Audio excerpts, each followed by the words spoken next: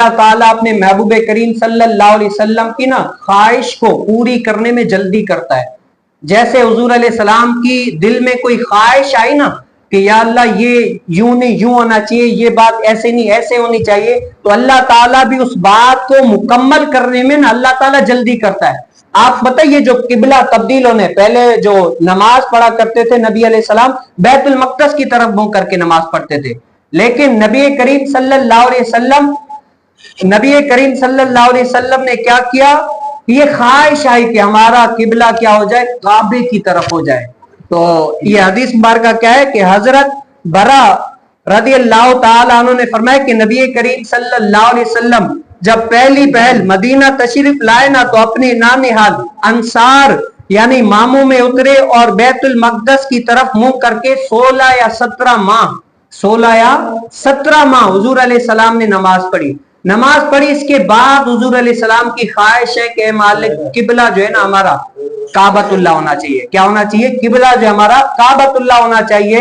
تو جیسے ہی حضور علیہ السلام ظہر کی نماز پڑھ رہی ہے خواہش ہے، اور قرآن میں کیا قد نرا تقلب وجہک فی السماء، نبی کریم صلی اللہ علیہ وسلم ظہر کی نماز پڑھا رہے بار بار آسمان کی طرف دیکھ رہے ہیں، اے مالک قبلہ جو ہے نا بیت المقدس سے اب جو ہے نا کعبہ ہونا چاہیے.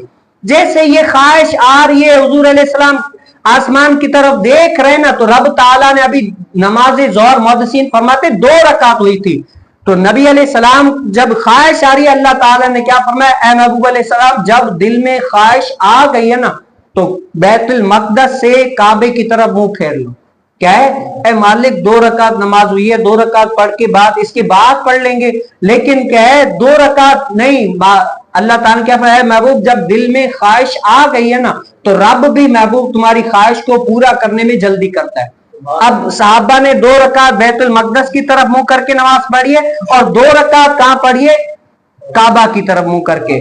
اور محدثین فرماتے ہیں کہ سب سے جو مکمل پہلے جو کعبہ کی طرف نماز پڑھی گئی تھی وہ عصر نماز مکمل طور پر، اور 2 رکعت جو ہے نا وہ بیت المقدس کی طرف اور 2 رکعت کعبہ کی طرف یہ ہوئی تھی. اور جیسے ہی صحابہ کو پتا چلتا گیا وہ کیا ہے سارے کے سارے صحابہ کرام اپنا کیا ہے حضور علیہ السلام جیسے منہ پھیرا سالوں نے پھیر لیا. یہ نہیں ہے پیچھے اچانک سے اگر کوئی ادھر ادھر پھیرے کوئی سوال کرتا ہے ایسے کیوں، لیکن صحابہ کو پتا ہے جو حضور علیہ السلام کرتے ہیں اس میں کوئی نہ کوئی حکمت ہے.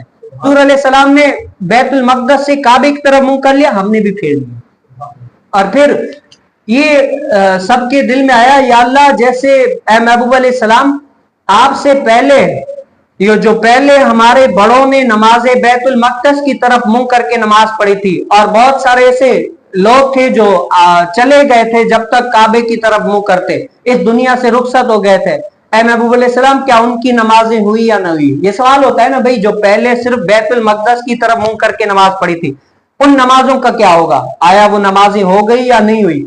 اور جو ہمارے چلے گئے اب ان کا ہم کیا کریں گے؟ تو اللہ تعالیٰ نے قرآن نازل فرما دیا. قرآن میں کیا فرمایا کہ اللہ تعالیٰ جو نمازیں پہلے ہوئی گئی تھی نا تمہاری نماز کو حقارت نہیں کرے گا، ضائع نہیں کرے گا، وہ بھی تمہاری نمازیں ہو گئی.